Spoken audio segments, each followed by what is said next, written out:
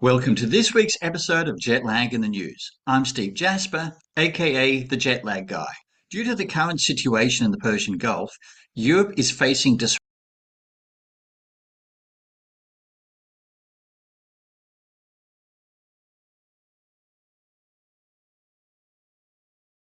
Has said that supply levels could reach critical levels as early as June.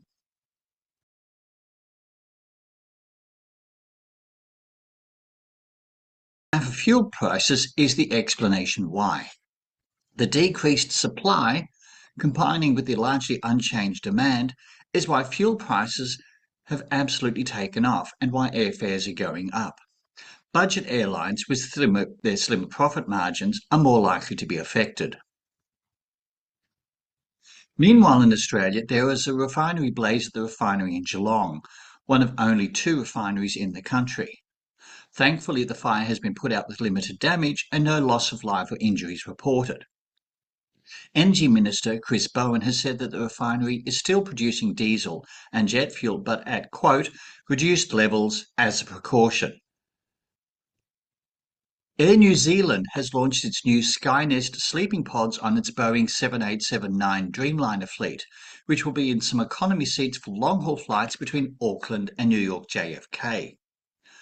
According to Air New Zealand CEO Nikhil Ravishankar, the Skynest innovation will, quote, improve the travel experience on long-haul flights, making flights, quote, to and from New Zealand more manageable.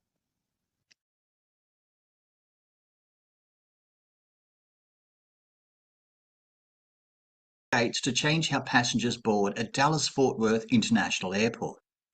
I love DFW. The Tex-Mex in the airport is wonderful, and I'm a massive Tex-Mex fan.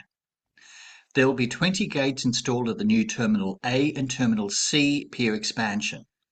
These new gates will provide touchscreen instructions, automatically validate boarding passes, and regulate the pace of boarding to reduce congestion and improve traffic flow on the jet bridge. In India, charter airline Dove Airlines is another casualty of the current difficult financial climate for airlines. Dove Airlines, which was founded in 2007, flew business and private charter services from its base in Kolkata. The airline has entered liquidation and ceased operations. Aer Lingus, Ireland's flag carrier and sponsor of Farmageddon, the American football rivalry match, and currently the only never interrupted rivalry in college football, is set to cancel more than 500 flights.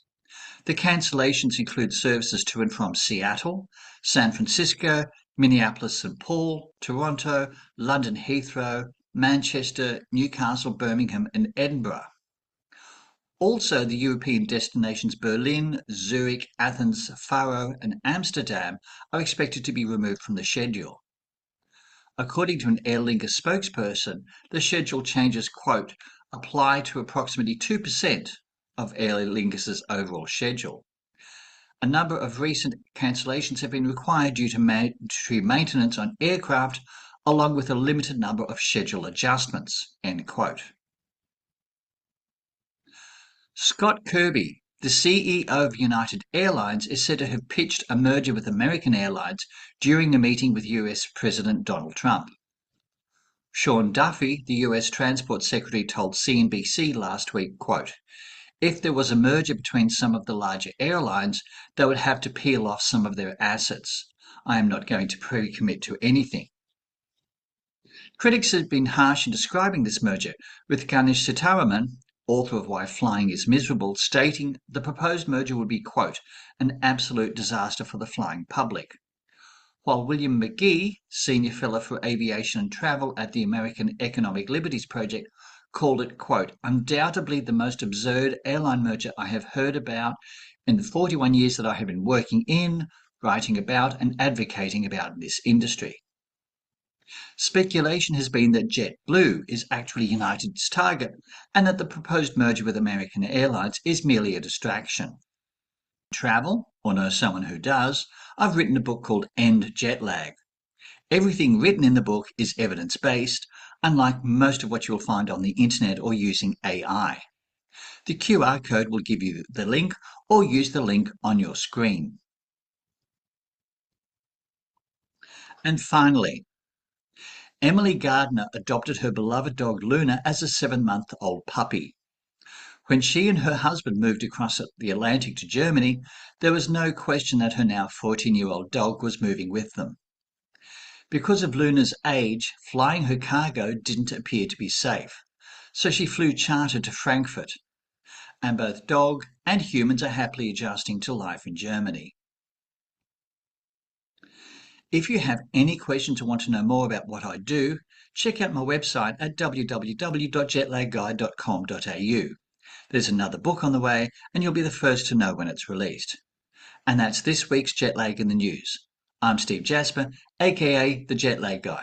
Thank you for watching.